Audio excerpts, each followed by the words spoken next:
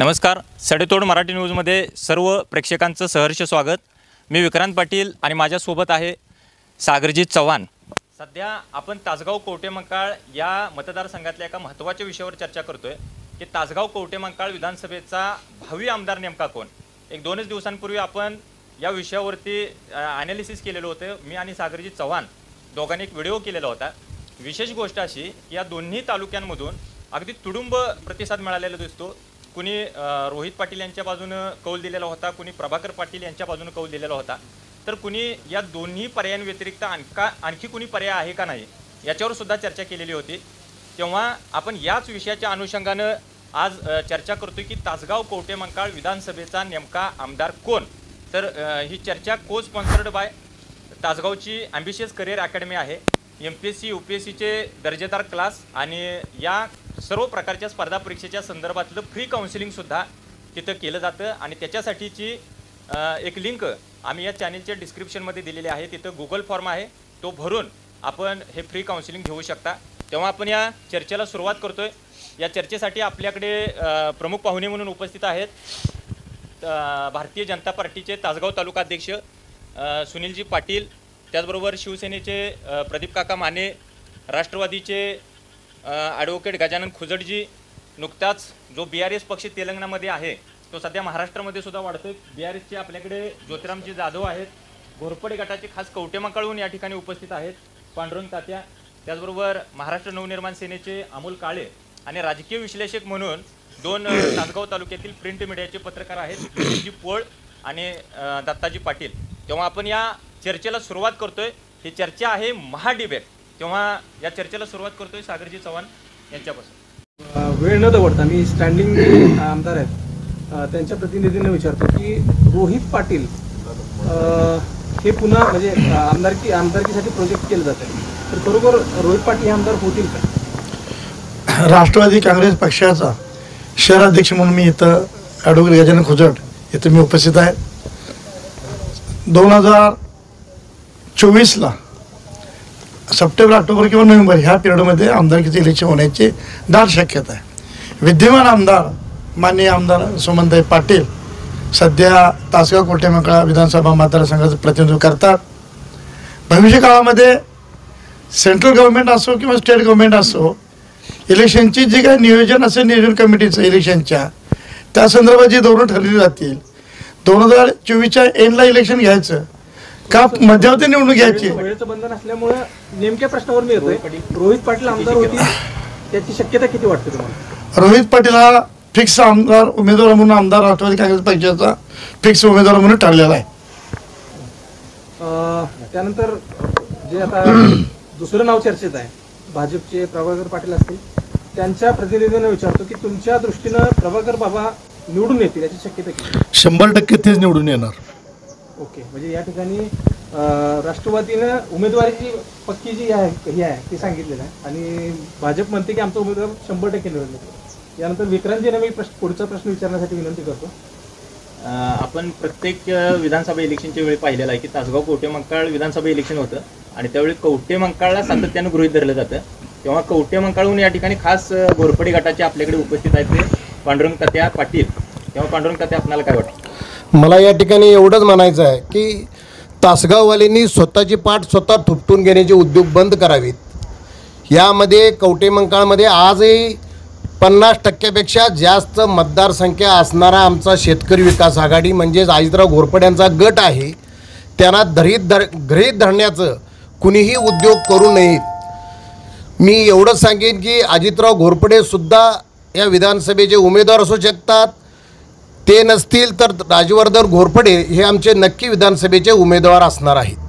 पण भारतीय जनता पार्टीने उमेदवार समजा तासगावमधून जर दिला तर घोरपडे गटाचं त्याला समर्थन असेल?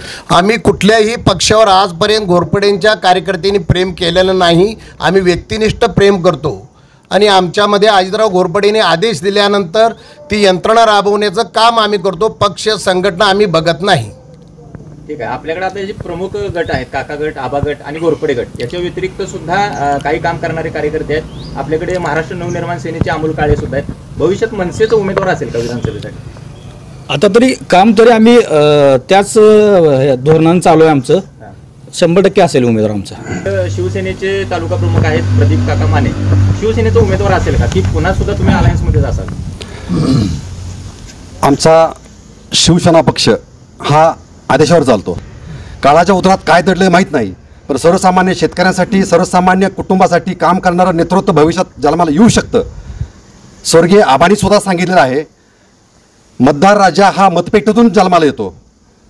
त्यामुळे कदाचित पुढं काय होऊ शकतं माहीत नाही. अर्थात प्रदीप काका माने हे भविष्यातले शिवसेनेचे उमेदवार असतील तासगाव कोटेमंकाळ. आमचा शिवसेना पक्ष अर्थात उद्धव बाळासाहेब ठाकरे पक्ष हे ज्यांना उमेदवार देतील किंवा ज्यांच्याबरोबर जायचं सांगतील त्याच्यासोबत आम्ही असू. राष्ट्रवादी आणि काँग्रेसचा उमेदवार दिला समजा आणि आपण अलायन्समध्ये असाल तर आपण त्या उमेदवाराच्या प्रचारामध्ये असाल. निश्चितपणे उद्धव साहेबांचा आदेश हा आमच्यासाठी शेवट असेल. ठीक आहे. आपल्याकडे राजकीय विश्लेषक म्हणून सध्या पत्रकार आहेत मिलिंद पोळ आणि दत्ताजी पाटील. सर्वप्रथम मिलिंद भाऊंना विचारतो, आपल्याला काय वाटतं? खरं तर आत्ताच प्रदीप काकांनी ज्याप्रमाणे सांगितलं की लोकशाहीमध्ये राजा हा मताच्या पेटीतून निवडला जातो, तर याचा सर्वस्वी निर्णय ह्या तासगाव कवठेमंकाळमधील जनता घेणार आहे. आत्ताच कवठेमंकाळचे नेते आदरणीय पाटील साहेबांनी सांगितलं की आम्हाला गृहीत धरून कोणी राजकारण करू नका, आणि मला निश्चितपणे सांगायचं आहे की तासगाव कवठेमंकाळचा जो निर्णय होईल, हे दोन भावी आमदार म्हणून जे आज होर्डिंगवर लटकत आहेत त्यांचा निर्णय काही जरी झाला तर तो निर्णय घेण्याच्या किंगमेकरच्या भूमिकेत निश्चितपणे कवठेमंकाळचे नेते दिसत आहेत. आपल्याकडे दैनिक लोकमतचे दत्ता पाटील सुद्धा आहेत, आपल्याला काय वाटतं? आपल्या डिबेट शोचा विषयच आहे तासगाव कवठेमंकाळचा आमदार कोण. डिजिटलवर 2 युवा नेत्यांचे फोटो आहेत, पण आमदार कोण या प्रश्नाआधी तासगाव कवठेमंकाळमध्ये प्रमुख पक्षाचे उमेदवार कोण असतील यावरती आमदार कोण हे ठरेल. राष्ट्रवादीकडून यापूर्वीच्या वेळोवेळच्या कार्यक्रमात रोहित पाटील यांची उमेदवारी जाहीर केलेली आहे राष्ट्रवादीच्या नेतृत्वानं.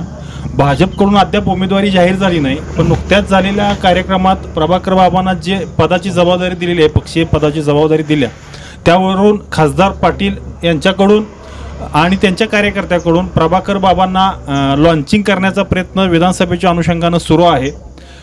रोहित पाटील यांच्या कार्यकर्त्यांच्याकडून देखील प्रयत्न सुरू आहे.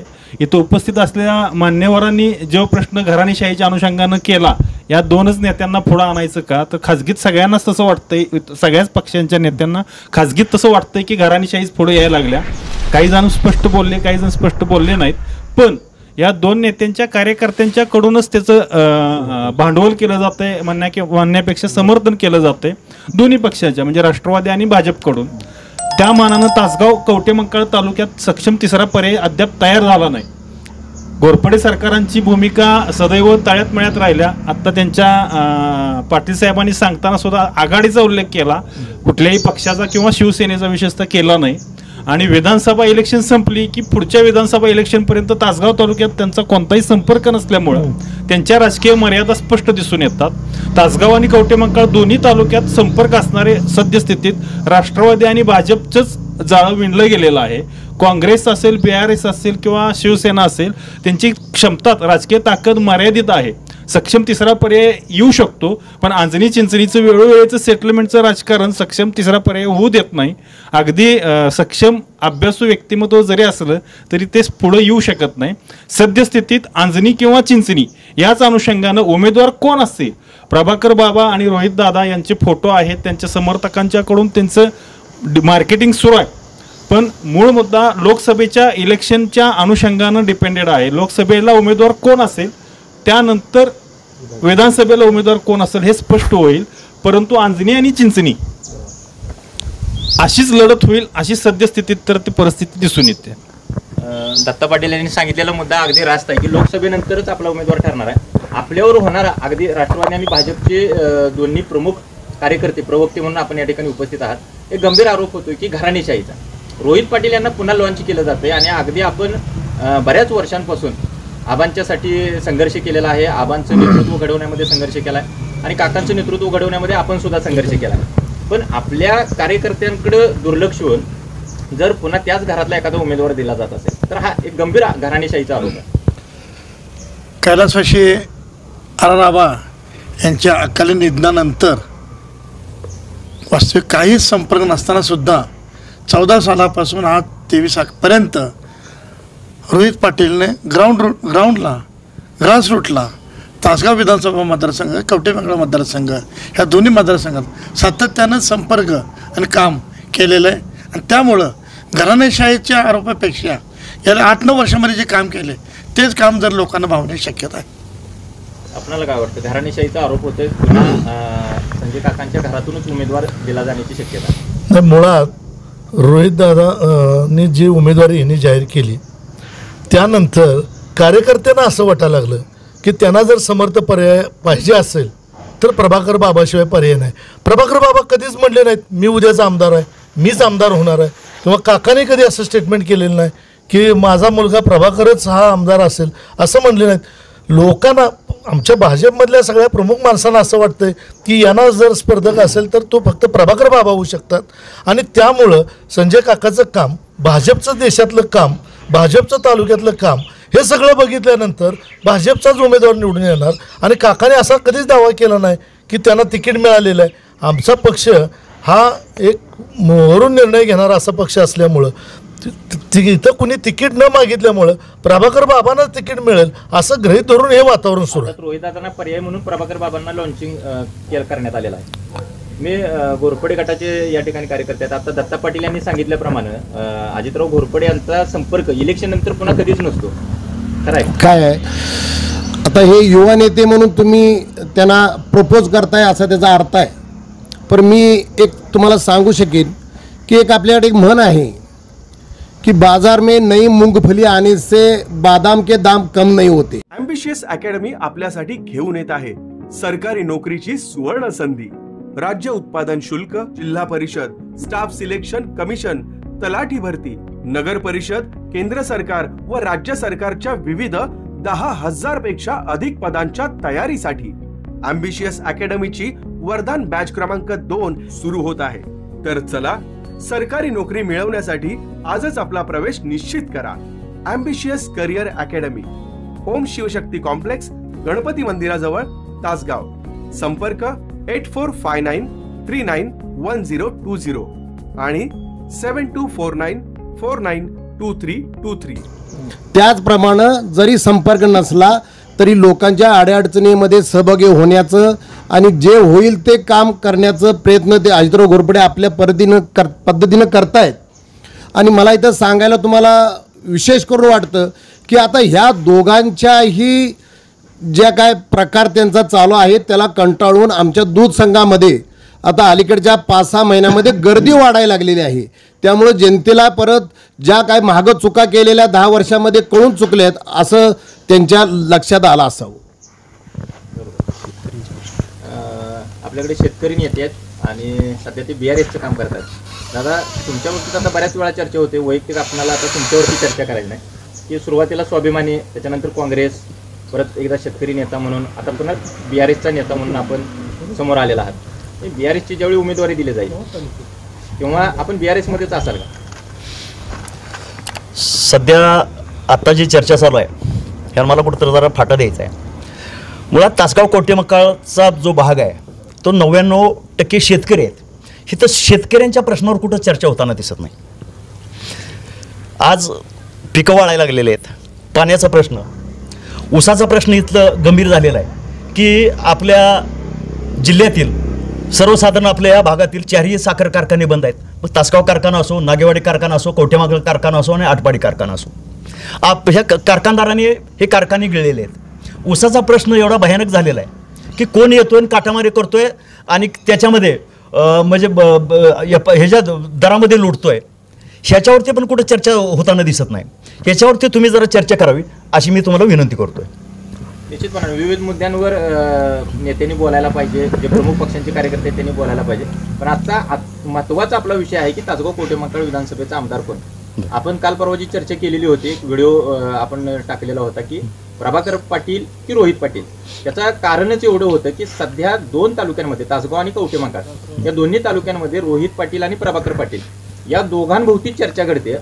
दुर्दैवानं आता आपण जे सांगितलं की बाकीचे असतील, BRSचे असतील, मनसेचे असतील, ही चर्चा होत नाही. सध्या आपल्याकडे आता काँग्रेसचे रवी शेठ सुद्धा आहेत.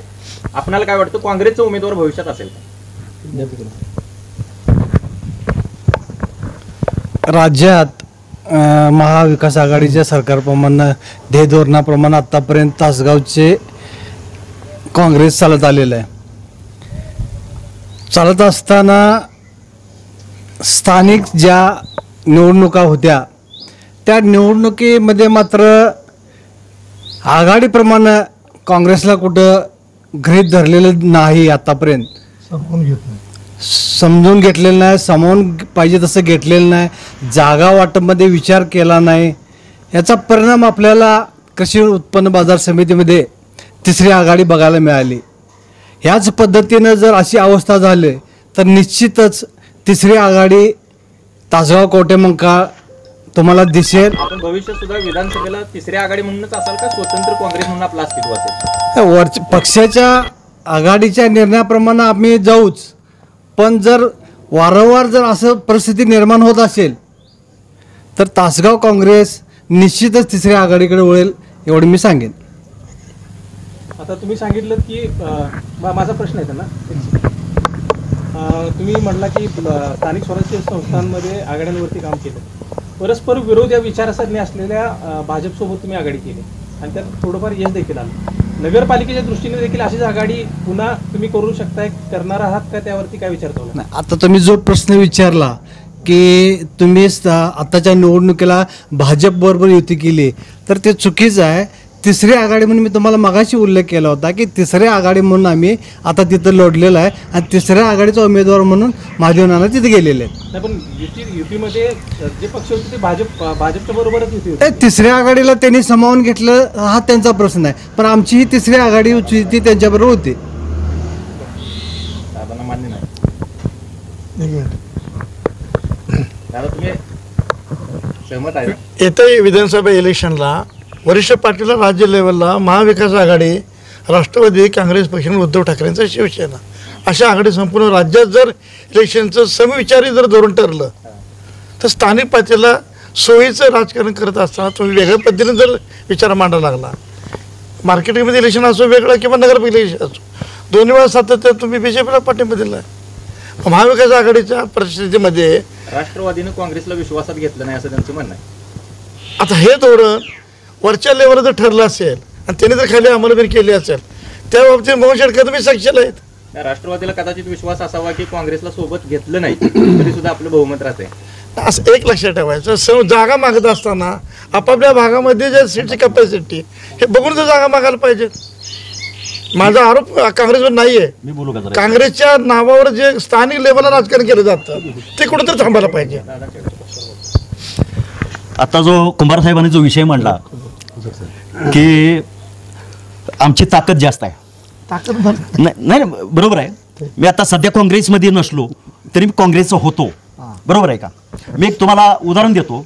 ज्यावेळा लोकसभेमध्ये ज्यावेळा बहुमताची बारी येते आणि ज्यावेळा राष्ट्रवादीचे 4 खासदार होते त्यावेळा काँग्रेस पक्षानं तुम्हाला कधी कृषी मंत्री केलेला आहे तर कधी संरक्षण मंत्री केलेला आहे. हा तुम्ही बाब विसरायला नाही पाहिजे. मी काँग्रेसची बाजू घ्यायला नाही पाहिजे आता सध्या, पण ठीक आहे हे तुम्हाला सांगतो कारण मी अर्ज भरलेला होता आणि त्यावेळा राष्ट्रवादीनं तुम्ही काय तुमचा विचार काय म्हणणं होतं की तुमचे सदस्य किती आहेत, तुमची गावं किती आहेत, सरपंच किती आहेत, हा तुमचा एक ठेका होता.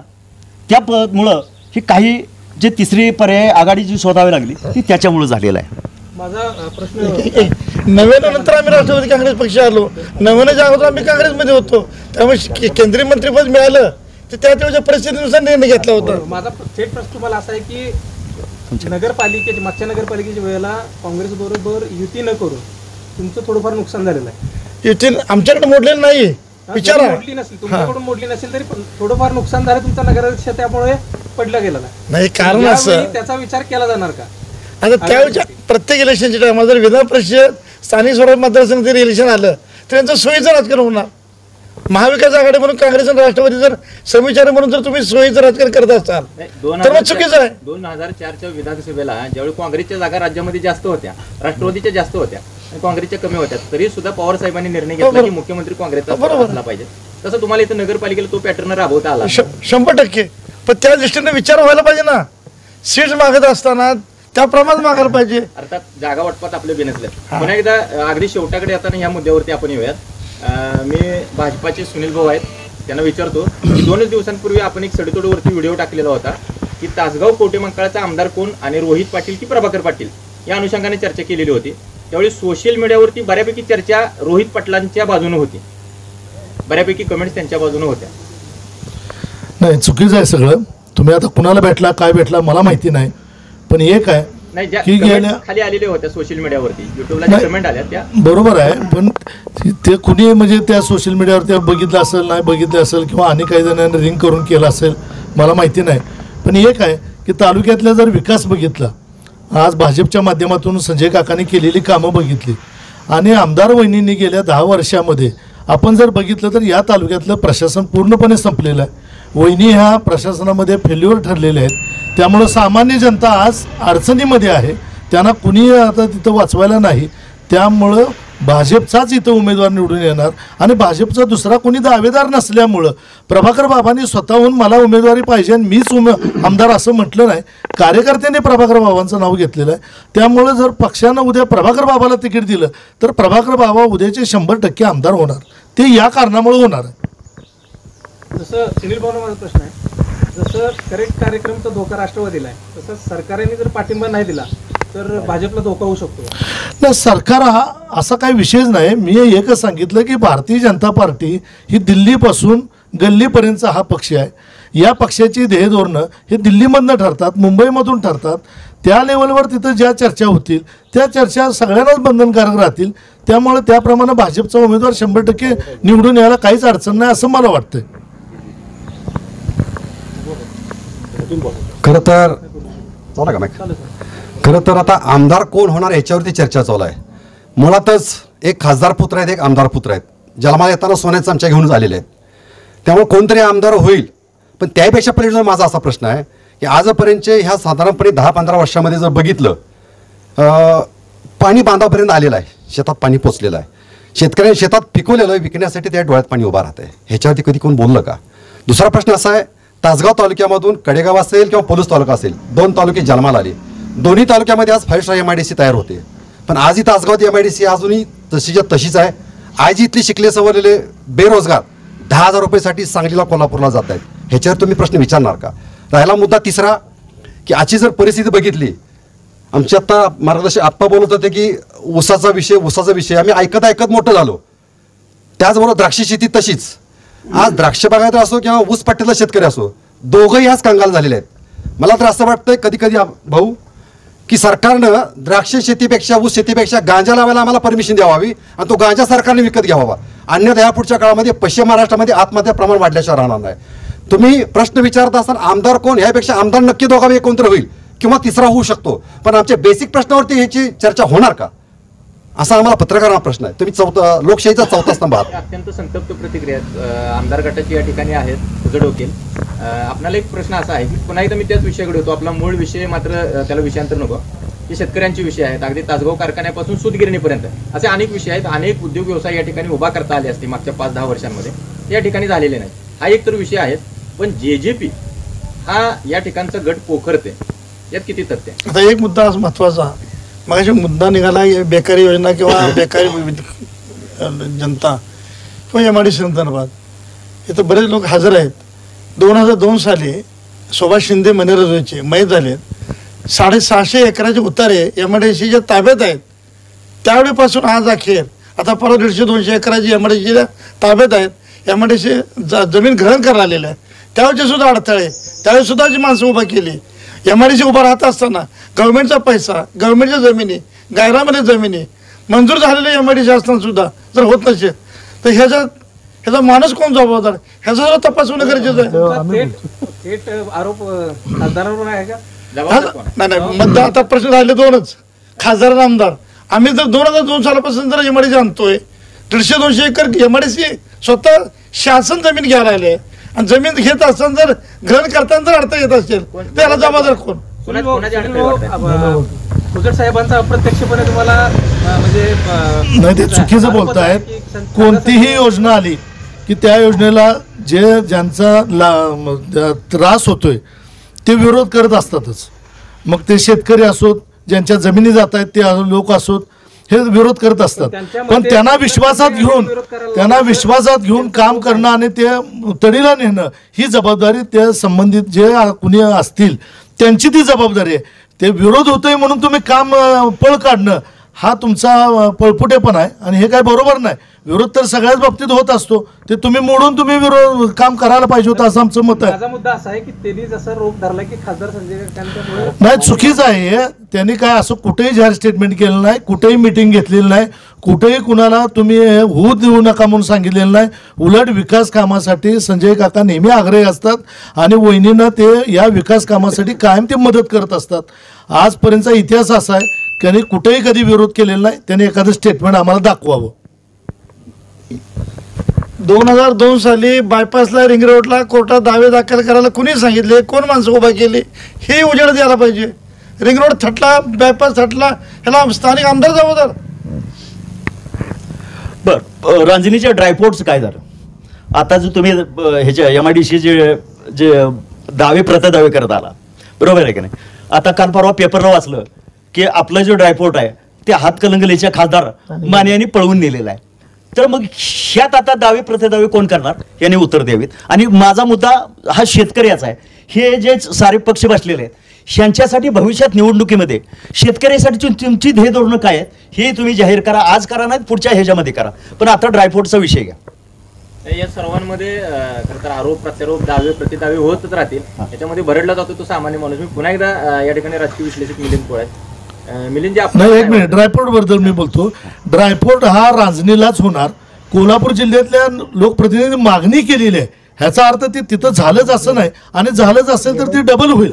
पण रांजणीचा ड्रायपोर्ट हा होणारच.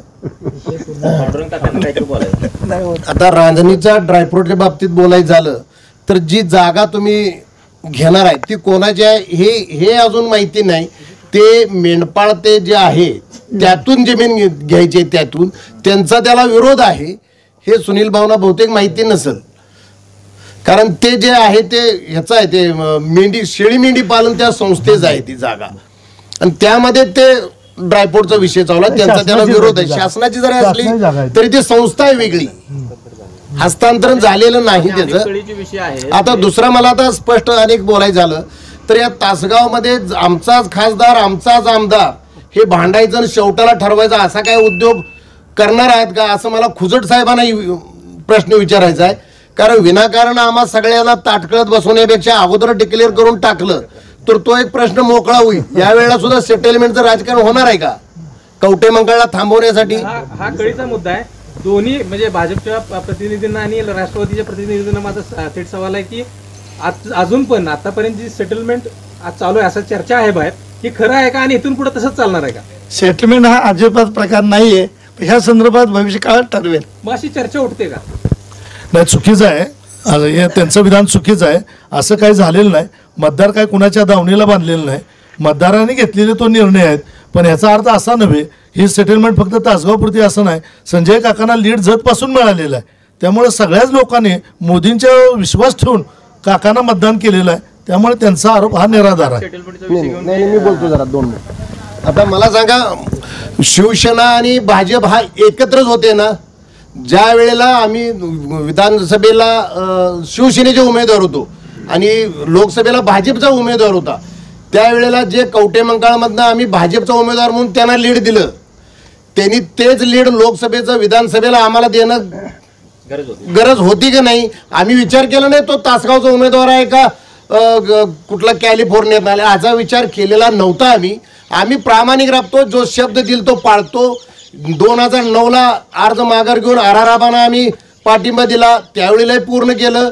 परत यांचं दोन्ही निवडणुकीत ह्या राष्ट्रवादी आणि भाजपचं इथल्या सेटलमेंट राजकारण इथून पुढे जर चालणार असेल तर ह्या कवटेमंकाळ तासगाव जनतेला उगाच वेटीला धरण्यापेक्षा अगोदर डिक्लेअर करून टाकावं अशी माझी स्पष्ट मागणी आहे. सेटलमेंटच्या राजकारणाचं मी एक उदाहरण देतो. तासगाव कारखान्यावर एवढा ऊस बिलाचा विषय आला, आबा घराणेने कधी एका शब्दानं त्याच्यावरती प्रतिक्रिया दिलेली नाही. दुसरी गोष्ट, बाजार समितीमध्ये फार मोठा काही भ्रष्टाचार आहे हा महादेव नानाने उकरून काढलेला आहे. त्याच्यावरती भाजपनं कधीही प्रतिक्रिया दिलेली हे नाही. अत्यंत गंभीर आरोप आहेत. मी राष्ट्रवादीच्या आणि भाजपाच्या दोन्ही प्रवक्त्यांकडे जातो. कारखान्याच्या विषयावर राष्ट्रवादी बोललेली नाही आणि बाजार समितीच्या विषयावर भाजपा बोललेलं नाही. सर्वप्रथम कधीच. राष्ट्रवादीच्या प्रवक्त्याने विचारतो की कारखान्यावर आपण का बोलला नाही? ह्या विषयावर नो कॉमेंट. मार्केट कमिटीच्या संदर्भात मी सांगतो की काकाने अनेक वेळा जाहीर सभेत पण सांगितले आणि खाजगी ते सांगितलंय काकाने की आर आबांचं स्वप्न होतं की देशातलं बेदाण्याचं मार्केट हे 1 नंबरला झालं पाहिजे. आबांच्या प्रयत्नामुळंच त्याने अथक प्रयत्न करून ही जागा कृषी खात्याकडून मार्केट कमिटीला हस्तांतर करण्याचं काम हे आबानेच केलेलं आहे. हे काकांनी मान्य केलेलं आहे. जाहीर सभेमध्ये काकांनी सांगितलेलं आहे. आणि या कामामध्ये खीळ बसू नये आपल्या राजकीय याच्यामुळं. हे तुम्हाला पूर्णपणे मार्केट कमिटी दिलेली आहे, तुमच्या ताब्यात जागा आलेली आहे, टेंडर निघालेलं आहे. हे काम तुम्ही करावं. आणि आम्ही जर त्याच्यामध्ये जर त्यावेळेला बोललो असतो तर कदाचित मग पुन्हा तुम्ही राजकीय हेतून हे बंद पाडलं हा आरोप आमच्यावर होईल म्हणून काका त्यावेळेला बोललेले नाहीत. आणि हे काकांनी जाहीर सभेत सांगितलेलं आहे. त्यामुळे त्यांचा आरोप हा निराधार आहे. ज्या वेळेला बोलायचं त्यावेळेला काका बोललेले आहेत. फक्त त्याला खीळ बसू नये म्हणून त्यावेळेला ते बोलले नव्हते. ठीक आहे. मी सेटलमेंटचाच मागाशी जो मुद्दा चालू होता तो मुद्दा मी राजकीय विश्लेषक दत्ता पाटील यांच्याकडे येतो. मगाशी तुम्ही सांगितलं की लोकसभेनंतर विधानसभेचा उमेदवार ठरेल, यात किती तथ्य? लोकसभेनंतरच विधानसभेचा उमेदवार ठरेल म्हटलं अशासाठी की भाजपकडून खासदार संजय काका पाटील यांची उमेदवारी निश्चित मानली जाते. परंतु जिल्ह्यात भाजपमध्येच अनेक गट आणि अनेक मतप्रवाह आहेत. जर खासदार संजय पाटील यांची उमेदवारी लोकसभेला निश्चित झाली तर प्रभाकर बाबा यांची उमेदवारी सुद्धा निश्चित होऊ शकते.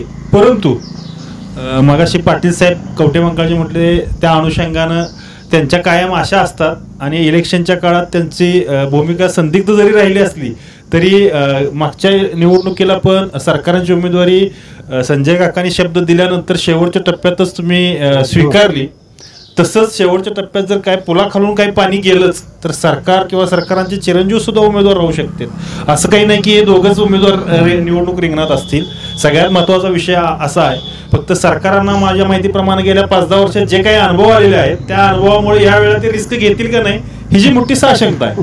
त्यामुळे प्रभाकर बाबांचं जे लॉन्चिंग आहे त्यामुळे सुनील भाऊ म्हटले तसं सक्षम आणि एकमेव पर्याय आत्ता भाजपकडून प्रभाकर बाबांचाच दिसतोय. पण तासगाव कवटेमंकाळच्या निवडणुकीत निर्णायक भूमिका घोरपडे गटांची पण असेल तितकीच भूमिका नव्यानं सुरुवात झालेला जयंत पाटलांचा एक गट आहे त्यांची पण भूमिका निर्णायक असेल. कारण आबा गट आणि जयंत पाटील गट म्हणण्यापेक्षा जयंत पाटील साहेब आणि सुमनताई यांच्यात राष्ट्रवादी जरी असली तरी थोडीशी गटबाजी कुरघोड्या होताना दिसून येत आहेत. राहिला विषय सेटलमेंटच्या राजकारणाचा तर आता ज्यांनी जी काही मुद्दे मांडले त्यात तथ्य आहे नाही असं नाही. कारण बाजार समितीला भ्रष्टाचाराचे आरोप सातत्यानं 5 वर्ष होत होते. मुळात बाजार समितीचा भ्रष्टाचार भाजपच्या स्वीकृत संचालकांनीच उघडकीस आणला. तो भ्रष्टाचार कारवाईच्या टप्प्यापर्यंत ते प्रकरण गेलं असताना तिथून पुढे काहीच झालं नाही. इव्हन ते संचालकांचं बोलणं पण आता जसं नो कमेंट म्हटलं तसं त्या संचालकांनी पण नो कमेंट केली. तो भ्रष्टाचार तिथंच कारवाई होणं अपेक्षित असताना त्याच्यावरती भाष्य झालेलं नाही. साखर कारखान्याच्या मुद्द्यावरती पण भाष्य झालेलं नाही. सेटलमेंटचं राजकारण घोरपडे सरकारांच्या समर्थकांनी जसं सांगितलं त्या पद्धतीनं विधानसभेला तासगावचाच आमदार लोकसभेला तासगावचाच खासदार आणि हे सगळ्या तासगावकरांना ऍक्च्युली मान्य आहे. सुनील भाऊ म्हटले तसं मतदार कोणाचेही बांधील नाहीत. मतदारांनीच ते स्वीकारलं होतं आजपर्यंत. परंतु आता निर्णायक टप्प्यावरती तासगाव तालुक्याचं तासगाव कवटेमंकाळचं राजकारण येताना दिसून येतंय. सेटलमेंट होती लोकसभेला उमेदवार वेगळा होता विधानसभेला कवटेमंकाळचा उमेदवार होता. यावेळेला विधानसभेचा उमेदवार तासगावातलाच असेल तर सेटलमेंट राहणार नाही. याचं ट्रेलर बाजार समितीच्या निवडणुकीला बघायला मिळालंय. बाजार समितीच्या निवडणुकीला खासदार संजय पाटील यांनी 2 पावलं मागं घेऊन बेरजेचं राजकारण केलंय. ते बेरजेचं राजकारण फक्त आणि फक्त मला असं वाटतं की ते विधानसभा नजरेसमोर ठेवूनच होतं. त्याच पद्धतीनं महाविकास आघाडीत राष्ट्रवादीला थोडंसं तासगावात इगो जास्त असल्यामुळं घटक पक्षांना विश्वासात न घेतल्यामुळं ठाकरे गटाचं शिवसेना पण आणि काँग्रेस पण फारकत घेतली राष्ट्रवादी सोबत. अर्थात त्यांची ताकद दखलपात्र वाटली नसावी राष्ट्रवादीला. पण त्याच बाजार समितीच्या इलेक्शनमध्ये कवटेमंकाळमध्ये मात्र राष्ट्रवादीनं घोरपडे गटाशी जुळवून घेतले. ते जुळवून घेतले म्हणजे घोरपडे गटांची ताकद दखलपात्र आहे. येणाऱ्या विधानसभेच्या निवडणुकीला घोरपडे गटाला सोबत घेऊन घोरपडे गटाचा पाठिंबा मिळवून राष्ट्रवादीचे रोहित पाटील निवडणुकीच्या रिंगणात राहतील असं दिसतंय. यानंतर माझा प्रश्न वकील साहेबांना की ही जी राष्ट्रवादीची ताकद आहे ह्याच्यामध्ये तालुक्यामध्ये हे कमी करण्याचा प्रयत्न JJP कडून होते का, जयंत जनता पार्टी? पहिला मुद्दा असा की माननीय जयंतराव पाटील साहेब हे राष्ट्रवादी काँग्रेस पक्षाचे महाराष्ट्र राज्याचे अध्यक्ष आहेत. अशी चर्चा आहे की मुद्दा असा, बरोबर आहे, अध्यक्ष असल्यामुळं काही कामानिमित्त किंवा काही लोकांना जाणं भाग पडलं असेल किंवा जात असेल, ह्याचा अर्थ असा नव्हे की जयंत पाटलांनी ठरवून गट निर्माण केलं असं कुठल्या प्रकारची परिस्थिती नाहीये. पहिला तासगाव मधला बराचसा असा गट आहे की तो इस्लामपूरची वाट धरते. या मुद्द्यावर तुमचं काय मत आहे? आता त्यांनी एक पतसंस्था दिलीप पाटलाच्या माध्यमातून इथं स्थापन केली, त्यामधनं थोडा संपर्क वाढला असेल कदाचित. ह्याचा अर्थ असा नव्हे जयंत पाटलांना अशा पद्धतीनं स्थानिक पार्टीला तालुका लेवलला गट स्थापन करण्याची गरज नाहीये. का शेवटी अध्यक्ष म्हणून आपण त्यालाच मानणार, आम्ही सुद्धा त्यालाच मानतो. राष्ट्रवादी असेल, काँग्रेस असेल किंवा आता इथं उपस्थित सर्व जे नेते जमले यांचा सगळ्यांचा राजकीय प्रवास आणि वर जे नेते त्यांच्या म्हणजे नेत्यांचा किंवा त्यांच्या वडिलांचा सगळ्यांचा राजकीय प्रवास पाहता हे तर कोणी एकमेकाचे दुश्मन नाहीये. आणि प्रत्येक वेळी भूमिका जे सांगतात पक्षाचं धोरण आहे, पक्षाचं धोरण आहे, पक्षाची मतं आहेत, हे तर व्यक्ती केंद्रित राजकारण तासगाव कोटे मंकाळचं चालते. हे मान्यच करावं लागेल. जे मगाशी पांडुरंग पाटलांनी सांगितलं की सेटलमेंटचं राजकारण होतंय ते व्यक्ती केंद्रित असल्यामुळेच होते. कदाचित संजय काकांना असं वाटत नसेल की आमच्या 2 घराशिवाय तिसरा पर्याय येऊ नये म्हणून एकदा सोडून 2 वेळा घोरपडे सरकारांचा तसा थेट आरोप आहे की मला 2 वेळा त्यांनी फसवले. हा आरोप होत असताना संजय काकांनी या बाबतीत कधी आत्मचिंतन केलं की निवडणूक आल्यानंतर सरकारनं गोंधळण्याचं काम होतंय का, असंही कदाचित प्रश्न सरकारच्या समर्थकांना वाटत असेल. त्याचबरोबर मगाशी जे साळुंके साहेब म्हणाले की राष्ट्रवादीला एक प्रकारचा इगो झालाय तासगाव कोटे मंकाळमध्ये की आम्ही इथे मोठे आहेत, त्यामध्ये घटक पक्षांना विचार घेत नाहीत. मगाशी प्रदीप काकाही बोलले की घटक पक्षांना राष्ट्रवादी विचार घेत नाही. पण नुकत्याच झालेल्या कृषी उत्पन्न बाजार समितीच्या निवडणुकीच्या अनुषंगानं मतदारांनी आणि घटक पक्षांनी राष्ट्रवादीला अत्यंत काठावर आणून ठेवलं आहे. त्यामुळे राष्ट्रवादी यामधून खडबडून जागेऊन काय आत्मचिंतन करते ते येणार काळ ठरवेल. पण राष्ट्रवादी असो किंवा भाजप असो कोणीही कोणाला गृहीत धरून किंवा जनतेला गृहीत धरून आमचाच आमदार होणार हे कोणी छाती डोकपणे सांगू नये. कारण लोकशाहीमध्ये मतदानानंतरच त्या मतपेटीत काय दडले हे कळत असतं. इथे किती दावे प्रतिदावे जरी झाले तर येणाऱ्या काळात जनता ठरवणार आहे की आमदार कोण होणार आहे. एक प्रकार घराणेशाहीचा मगाशी आरोप झाला. भाजप तर नेहमीच घराणेशाहीवर आरोप करते. अगदीच काल भाजपचे आणि राज्याचे उपमुख्यमंत्री देवेंद्र फडणवीसनी जे देशामध्ये आता विरोधी पक्षांची एकजूट पाटणामध्ये झाली ते तर मित्र पक्षांचे नसून ते एका घराणे म्हणजे वाचवण्यासाठी केलेले आहे असा आरोप केला. त्याच भाजपमध्ये आता नुकतंच म्हणजे आपल्या तासगाव कोटे मंकाळमध्ये खासदारांचे पुत्र आमदार व्हायच्या तयारीत आहेत. मग ते भाजपमध्ये घराणेशाही नाही का असाही आरोप कदाचित भविष्यात होऊ शकतो. त्यामुळे घराणेशाहीबद्दल भाजप आणि राष्ट्रवादीमध्ये तासगाव कोटे मंकाळमध्ये बोलणं हास्यास्पद आहे. कारण तुम्ही महाराष्ट्रामध्ये जर बघितलं जिल्हा परिषद अध्यक्षापासून आमदार खासदारपर्यंत सगळे घरातच पद दिले जातात. सर्वसामान्य माणसाचा विचार केला जात नाही. तासगाव कोटे मंकाळमधल्या गेल्या 2 निवडणुका पाहिल्या लक्षात येईल की तासगाव कोटे मंकाळमध्ये तिसरा पर्याय निर्माण न होऊन देण्याचं काम ह्या दोन्ही गटाकडून राष्ट्रवादी आणि भाजपकडून सुरू आहे. मिलिंदजींना एक माझा प्रश्न आहे की जशी ही निवडणूक वाटते लोकांच्या मनाच्या भाजपवाले म्हणतात की आमचा उमेदवार निवडून येईल, राष्ट्रवादीवाले म्हणतात की आमचा उमेदवार निवडून येईल. तुमचं काय मत आहे यावर? ही अटीतटीची निवडणूक होईल का एकतर्फी होईल? 2024चा राष्ट्रवादी काँग्रेस उमेदवार रोहित पाटील हे जयंत पाटलांनी जाहीर केलेला उमेदवार आहे.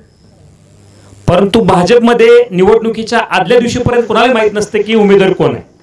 त्यामुळे 2024चा उमेदवार भाजपकडून प्रभाकर पाटील असतील हे कार्यकर्त्यांनी ठरवले, अजून पक्षाने ठरवलं नाही. जरी प्रभाकर पाटील असतील तर लढत अटीतटीची 100% अटीतटीची लढत होईल. परंतु जरी अटीतटीची लढत होणार असेल निश्चितपणे तरी त्याची निर्णायक भूमिका घेण्याचं सामर्थ्य हे कवठे मंकाळ तालुक्यातील नेतृत्वावर अवलंबून राहील. कदाचित जर तिथं तिसरा पर्याय म्हणून तिसरा उमेदवार उभा राहिला तर ही निवडणूक तिरंगी होऊ शकते आणि त्या निवडणुकीचा निकाल काय लागेल हे काळाच्या पोटात दडलेलं आहे. या सर्वांमध्ये महाराष्ट्र नवनिर्माण सेना कुठे आहे? महाराष्ट्र नवनिर्माण महाराष्ट्र नवनिर्माण सेना आत्ता तासगावतील सामान्य जनतेचे प्रश्न घेऊन प्रत्येक प्रश्नावर लाद घाल म्हणजे आवाज उठवण्याचं काम मी करतोय आता, एवढं नक्की. आता मी तुमच्या माध्यमातून मी थोडंसं सांगू शकतो की मिरज विधानसभा मतदारसंघ, तासगाव कवटेमंकाळ विधानसभा मतदारसंघ आणि सांगली जिल्हा लोकसभा मतदारसंघ, ह्या तिन्ही मतदारसंघाची भविष्यातली किंग मेकरची भूमिका हे अजितराव घोरपडे ठरवू शकतील. हे अगदी काळ्या दगडावरली रेग आहे.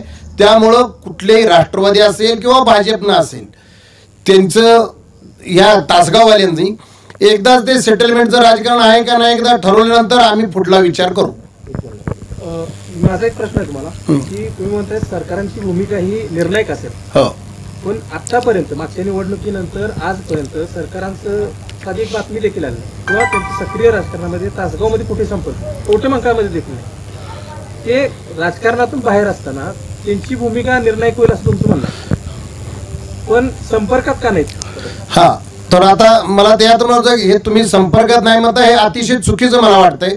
कारण कवटेमंकाळ तालुका असेल, मिरज पूर्व भाग असेल किंवा तासगाव मधला पूर्व भागातले कार्यकर्ते असतील, हे पूर्णपणे सदैव संपर्कात असतात. रोज उघड्या गाडीतनं फिरलं म्हणजे जनतेचा विकास केला ह्या तुमच्या मनातला भ्रम काढून टाका. आत्ताच कवटेमंकाळचे नेते पाटील साहेब म्हणले की संपर्कात राहिलं पाहिजे.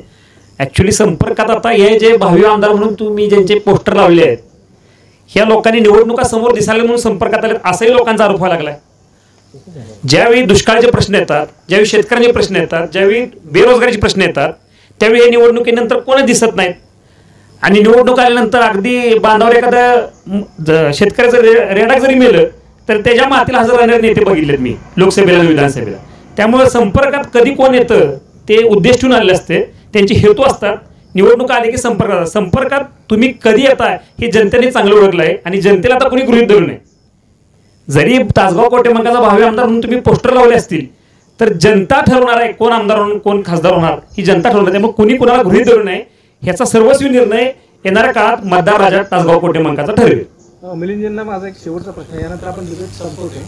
तासगावची जमीन एवढी सुपीक असताना दोन घराने सोडून तिसरं कोण का उभा राहणार? मी मगाशीच तुम्हाला सांगितलं की हे गेल्या 30 वर्षाचं दुखणं आहे. हे किती जरी म्हणले रक्तरंजित इतिहास जरी काढला तासगाव कवटेमंकाळचा, मी बऱ्याचदा सोशल मीडियाच्या माध्यमातून बऱ्याचदा सांगितलंय की हे तासगाव कवटेमंकाळचं नाही तर तासगावचं एक दुर्दैव आहे किंवा काय प्री प्लॅन आहे समजा पडद्यामागचा की तिसरा पर्याय इथं तयार होऊन दिला जात नाही. अगदी बाळासाहेब कुलकर्णी असतील शिवसेनेचे, त्यानंतर बाळासाहेब कुलकर्णी असतील किंवा महेश कराडे असतील, असे बरेच पर्याय इथं तयार होता दिसले. पण ते पर्याय तिथल्या तिथं म्हणजे कमी पडले किंवा ते मागे पडले. याला काहीतरी कारण आहेत आणि ती कारणं बऱ्याच राजकीय नेत्यांना माहिती आहे. त्यांच्या चेहऱ्यावर स्मित असते ते दिसत आहे. मी काही गोष्टी तुम्हाला ह्या खुल्या व्यासपीठावर सांगू शकत नाही, पण बरेचदा नेतृत्व घडवत असताना काही नेतृत्व राजकीय क्षेत्रामध्ये दाबली गेली आहेत. तेही बऱ्याच जणांना माहिती आहे. हे सगळे ज्येष्ठ नेते आहेत, ह्यांना माहिती आहे की काय घडले, काय झाले, काय घडवलं गेले. त्यामुळे तासगाव कवटेमंकाळ तिसरा पर्याय अद्याप तरी दिसला नाही, पण भविष्यात होऊ शकतो. म्हणजे तुमचं असं मत आहे की भविष्यामध्ये तिसरा पर्याय कोणीतरी उभा राहू शकतो? मी तुम्हाला शेवट एकच सांगतो, वाऱ्याचा, पाण्याचा आणि तासगाव कवटेमंकाळ मधल्या जनतेचा कुणीही अंदाज लावू शकत नाही. तेव्हा काळाच्या पोटात काय दडले हे कुणालाही सांगता येत नाही. तेव्हा अगदी बऱ्याच वेळापासून या ठिकाणी गरमागरम चर्चा सुरू आहे. तासगाव कवटेमंकाळ विधानसभेचा भावी आमदार नेमका कोण? रोहित पाटील की प्रभाकर पाटील या आणखी तिसरा कोणी? आता घोरपडे गटाचे प्रवक्ते सुद्धा या ठिकाणी होते की घोरपडे गटाला विश्वासात घेतल्याशिवाय या ठिकाणचं राजकारण होऊ शकत नाही असं त्यांचे प्रवक्ते सांगतायत. काँग्रेसला देखील राष्ट्रवादीनं भविष्यात विश्वासात नाही घेतलं तर राष्ट्रवादीची अवस्था काय होऊ शकते हे काँग्रेसचे प्रवक्ते या ठिकाणी सांगतायत. आणि या 3 पर्यायांव्यतिरिक्त सुद्धा BRS असेल, महाराष्ट्र नवनिर्माण सेना असेल, शिवसेना असेल, यांची भूमिका सुद्धा विधानसभेला नेमकी काय राहील आणि येणारा 2024चा आमदार नेमका कोण? रोहित पाटील, प्रभाकर पाटील की आणखी कोण? प्रेक्षक हो, आपल्याला काय वाटतं आपण आम्हाला कमेंट थ्रू कळवायला विसरू नका. आजचा व्हिडिओ आपल्याला कसा वाटला तेही आम्हाला कळवा. शिवाय असेच नवीन महाडिबेट आपण वेगवेगळ्या विषयांवरती भविष्यामध्ये घेणार आहे. तेव्हा आमच्या सडेतोड मराठी न्यूजला अजून जर आपण सबस्क्राईब केलं नसेल तर अवश्य सबस्क्राईब करा. धन्यवाद.